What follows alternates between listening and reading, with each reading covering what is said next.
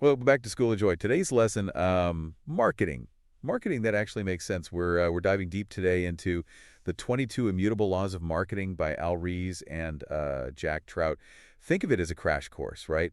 On how to stand out when, like, the world's overflowing with all these brands just, fighting for attention. It's like, you show up to school on the first day and everyone's trying to like get into the same super exclusive club. Oh, yeah, I get that. So it's not just about having, like, the best product. No, no, it's more like owning that specific spot, in that crowded schoolyard. Okay, so the book, it kind of throws out the textbook, right? Yeah, it says straight up people choose based on what they believe, not like some objective best. Think high school, right? Most popular kid.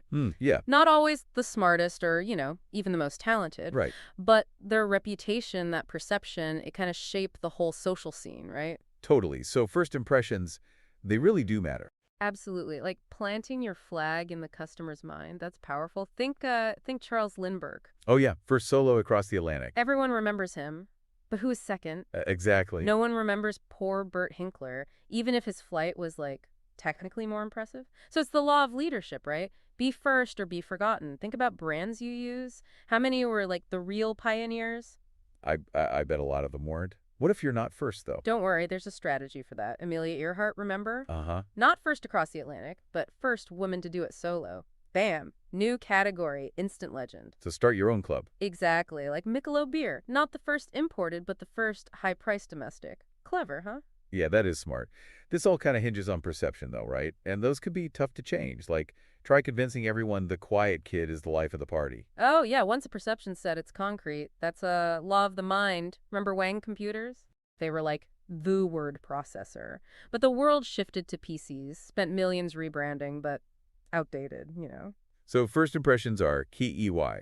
Apple, simple name, easy to remember, compared to, like, what was it, the Eminence Altair 8800? Don't even try to say that 5 times fast. I won't. Most people wouldn't. Hard to remember, hard to care about. It's not about being objectively the best. It's how people see you. This feels kind of, I don't know, sneaky.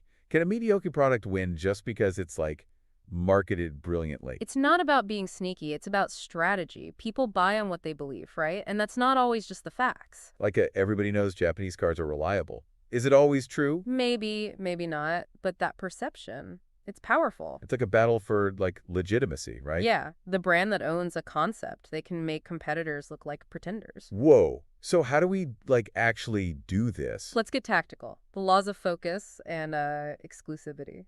This is where it gets interesting. Think of it like school electives. You can't be great at everything. The law of focus, you got to find your specialty. Like FedEx, they owned overnight, sacrificed other stuff to be the overnight guys. Bam, success. So laser focus. But then what about this exclusivity thing? Well, two companies can't own the same word in the customer's mind. Burger King trying to be fast, like McDonald's. Oh, right. That was not good. Disaster, because fast already belonged. Analyzing your competition is key. You got to find that unique concept you can own. It's like writing the same essay as the smart kid. Won't work. But what if you're not first and can't claim the same thing as the leader? Where do you even start? Picture a ladder. Say, car rentals. Hertz is at the top. Then Avis. Then everyone else. Strategy depends on your rung. So if you're not at the top, don't pretend you are. Exactly. Avis, we're number 2, so we try harder. Brilliant. They owned it. Like turning being the class clown into a positive. See? But then you have, like, some unknown university comparing itself to Harvard. Falls flat. Not even on the same list? Okay, that makes it. So long term, how does the competition thing play out? Law of duality. It basically says most fights become two-horse races. Coke versus Pepsi, Hertz, Avis. You got to know this early to position yourself. So be one of the top two. What happens to everyone else? That third spot, comfy for a while. But market shrinks. Remember Royal Crown Cola? Squeeze out. Ouch. So choose your battles wisely. Better to be the big fish in the small pond. Exactly. Now, have you ever noticed how brands use their rival's strength against them? Ooh, tell me more. Pepsi, the young Coke, Scope, the good-tasting Listerine. It's the law of the opposite. Find the weakness, flip it. That's clever. But it has to be true, right? Absolutely. Like Royal Doulton, real English China, versus Lennox from New Jersey. Ooh, it hurts because there's truth to it. Okay, so focus on one thing, own that unique thing, even flip the competition's strength. But what if you try to be everything to everyone? Is that ever good? That's where it gets messy. Laws of division and Line extension, like that kid who joins every club and ends up mediocre at everything. Remember Volkswagen? They had the Beetle, huge success. Then they tried to be like everything. Sports cars, luxury, you name it, lost their focus. So branching out too far can dilute what you are, right? Exactly. It's tempting to just, slap a successful name on everything. But look at Levi's with shoes, Pierre Cardin with wine. Doesn't work. Wait, Pierre Cardin makes wine. See, you didn't even know. It dilutes what you stand for. Sometimes the bravest thing is not to expand. That is counterintuitive. So IBM, huge with mainframes, right? Raking it in. Then they did PCs, software, even telephones. And now, Shadow of their former selves. Trying to be everything to everyone, you end up nothing special to anyone. Microsoft's going down the same path right now, dominate in operating systems, but they're trying to conquer everything else. Next IBM. yikes. So what's the antidote to this? Sacrifice. It's tough, but crucial. You have to give something up to gain something else. So saying no to, like, good opportunities? It can feel risky, but focus is key. EY. FedEx, they were laser focused on overnight. Then they tried to be like this global air cargo company. Lost their edge. Jack of all trades, master of none. Exactly. Find your strength, double down. Same with target markets. You don't have to appeal to everyone. Pepsi was huge with teenagers. Then they tried to be for everybody. Lost momentum. It's like trying to be friends with everyone in school. Perfect analogy. Now let's talk attributes. Those qualities that make a product, stand out. Okay, so Crest, cavity prevention, Volvo, safety. But try to compete using the same attribute as the leader. Disaster. You can't own the same word. So find your own gold star quality. Exactly. It's like copying the smart kid's answer on a test. Won't get you a better grade. So how do you find that winning attribute then? Look for the opposite. Remember scope? Listerine was known for that, like intense taste. Oh, yeah. Scope became the good tasting option. Huge success. Fed's trying to out Listerine. They went the opposite way. Found that unoccupied space in the customer's mind. This is kind of blowing my mind. But is there ever a time when, like, a negative is actually good to use? There is. It's called the law of candor. Admitting a weakness can actually make you more appealing. Like owning up to your flaws. In a strategic way, yeah. Avis, we're number 2, so we try harder. They turned being number 2 into a positive. Like saying, I'm not the smartest, but I work harder. Exactly. Honesty, but framed the right way. Now, with all these strategies, how do you know which will actually work? Yeah, that's the million-dollar question. Law of singularity. Only one move will produce those big results. It's about finding that single, bold stroke that makes all the difference. So not doing everything, but that one key thing. Exactly. Like studying for a test. You can't just skim everything. You got to find those key concepts. Right. Same in marketing. Find the weak spot and focus your energy there. Okay, so how do you find that one thing? Is it planning, research, or just like gut feeling? That's where it gets tricky. The law of unpredictability, right? We can't fully predict the future. Market's always changing. Things happen. Like studying for hours, and then the test is on a completely different chapter? Exactly. So how do we navigate that? Okay, tell me.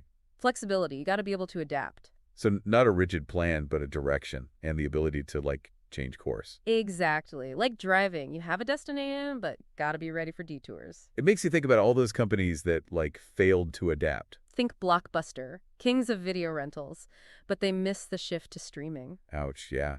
Success can be dangerous, right? Law of success. It can lead to arrogance, which leads to failure. Like that kid who aced the first few tests and stopped studying. Exactly. They get love placement. We see it all the time. Companies get stuck in the past. They believe their own hype. Speaking of hype, does that actually mean anything? Law of hype. All the media attention in the world doesn't mean long-term success. Remember New Coke? Yeah, vaguely. Tons of media coverage, but a flop. Hype doesn't equal reality. It's all style, no substance. Exactly. Focus on building something sustainable, something real, and you got to know the difference between fads and trends. Oh, right. Explain that to me like I'm back in middle school trying to figure out what's cool. A fad is like a fashion. It's hot, then it's gone. Think fidget spinners. Okay, got it. Short-lived. But a trend is different. Yeah, it's a lasting shift. Healthier eating, online shopping, sustainability, they have staying power. So build your strategy on the trends, not the fads. Exactly. Ride the wave, don't chase the shiny objects. This is all great, but it takes resources, right? Money, people, time. You've hit on the law of resources. You need adequate funding to, make your marketing work. It takes money to make money. To a certain extent, yeah. But it's about spending it wisely. Focus on the strategies that will really make an impact. Be resourceful. So smart choices, even if you don't have a ton of cash. Exactly. Think Domino's Pizza, franchising, or forming partnerships. Be creative. This is all really insightful. So have we covered all 22 laws? Not quite, but we've tackled some of the most crucial ones. This has been a real eye-opener. I'm seeing brands in a whole new light. That's the power of knowledge. And remember, this is just the beginning. Okay, so my brain is like buzzing with all these marketing laws. I know it's a lot, Yeah, it's a lot to take in. but like, is it really this simple? Can Right. you just follow these 22 laws and bam, you're successful? If only it were that easy. Right? Because like, if that's all it takes, sign me up. There's a reason the book isn't called like 22 Easy Trips to Marketing Domination. Yeah. They actually, the authors, they give a warning, towards the end. Oh, a warning. Yeah, it's something everyone should kind of take to heart. Okay, this sounds kind of ominous. Like a pop quiz I didn't study for. It's about trying to actually like implement these ideas in companies, especially big ones. Why is that? You'd think companies would be like all over this stuff. Well, you'd think, right? But a lot of these laws, they challenge like how things are usually done. They go against what people, higher ups especially, believe. Even their egos sometimes. Take the law of perception. Right. Most companies are obsessed with being better, like better features, better specs, outdoing the competition. Yeah. But they forget how the customer actually sees all that stuff. They're stuck in that like product world, not the customer's world. Exactly. And then the law of leadership. Ooh, yeah. That one really ruffles some feathers. People in charge, they like to think they succeeded because they were the best, the smartest. Right, right. Not just because they were, first out the gate. It's hard to admit that like timing and perception can be that important, even if your product is amazing. Totally. And don't even get me started on the law of sacrifice. Oh, that one. Yeah. That's a huge mental block for companies. They don't want to narrow their focus. They think more is always better. Right. We got to offer everything for everyone, but we've seen how that goes. Brand dilution, confused customers. Yeah. And ultimately failure. Exactly. It's like that kid who joins every club, takes all the AP classes, and stars in the play. Oh, yeah. I knew a few of those. Impressive, but are they actually good at anything? Right. And then there's line extend, and the one that seems logical. This is like baked into company DNA, it seems. They see a successful brand. And they're like, let's slap that name on everything. Yeah, like the magic will just like automatically transfer. It's tempting, right? But it rarely works. Even bringing this UP can be a challenge, especially for those who benefit from the expansion, even if it's not strategically smart. So even if you get these laws, actually using them in a company, it's a whole other battle. Totally. You're not just presenting ideas. You're challenging, like, the whole system. It's like trying to, I don't know, convince the school to change the whole curriculum based on some new idea. Exactly. You're going to get pushback. So what do you do if you're like that lone marketing person? Well, you don't just wave the book around shouting, I told you so. Right, probably not. Be prepared for resistance. Pick your battles. Stay focused on the long game. The laws of marketing might be immutable, Right. but people, especially in companies, definitely aren't. So you got to know how to play the game. Okay, for our listeners, what's the key takeaway here? Like the one thing they should write down? Don't just read this book. Apply it. Don't just memorize, but look around. See which laws are being, broken, which ones are winning. That's the real learning. So become a student of the marketplace, like observe, analyze. Exactly. Think critically. Challenge assumptions. Don't be afraid to experiment. The best marketing, it's often the stuff that breaks the mold. That's how you master it. I love that. So we've talked about leadership, category, mind, focus, exclusivity, sacrifice, opposite, division, line extension, singularity, unpredictability, success, hype, acceleration, resources, even that challenge of like actually using these ideas. Are we ready to tackle the rest, or are brains going to like explode? We've covered a lot, and it is a lot to take in, but there are a few more that I think are really important for, getting the full picture. Ready to keep going. Yeah, hit me with it. Okay, let's talk about the law of failure. Failure. Like, why are we even talking about this? Isn't the point to like avoid failure? Well, the authors, they actually encourage us to embrace failure. Embrace failure. Yeah, see it as a stepping stone. Okay. They say companies that are afraid to fail, that punish mistakes, they're the ones that end up being mediocre. So you can't make an omelet without breaking a few eggs. Exactly. The key is to fail fast, learn, and move on. Don't dwell on it. Analyze it, get the lesson, and use it next time. It makes you think about all those like overnight success stories, Right, where it seems like proof they just magically made it. Yeah. But what we don't see is all the work behind it, right? Exactly. All the failed attempts, the doubt, the uncertainty, that's all part of it. So next time I'm bummed because something didn't work out, it's really a learning experience. Exactly. Don't let fear of failure hold you back. Okay, now let's talk about the law of perspective. Perspective, okay?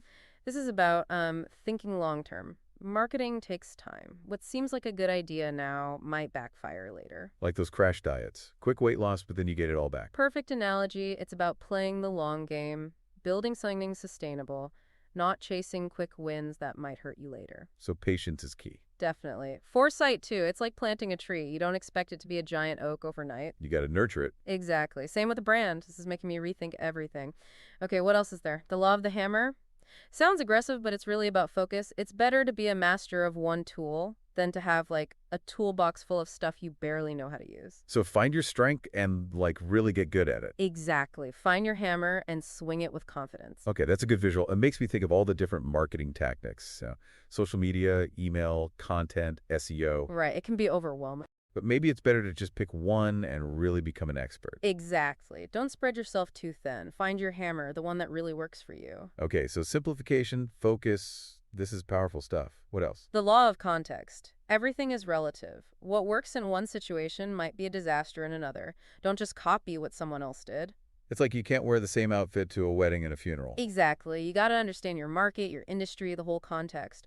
What works for a teen clothing brand won't work for, like, a bank targeting retirees. This makes me think of all those best practices articles. Right. They can be helpful, but you have to adapt them. There's no one size fits all. Exactly. Think critically, understand the principles, and then apply them to your situation. So be a student of the marketplace. Observe, analyze, adapt. Exactly. Now, let's talk about the law of change. The market is always changing, right? Oh yeah, especially these days with technology and like how people are behaving. It's happening fast. Think social media, mobile devices, online shopping. The whole landscape is different. The company that didn't adapt, they're gone, right? Well, they're struggling. The only constant is change. Embrace it, anticipate it, and be ready to change your strategy.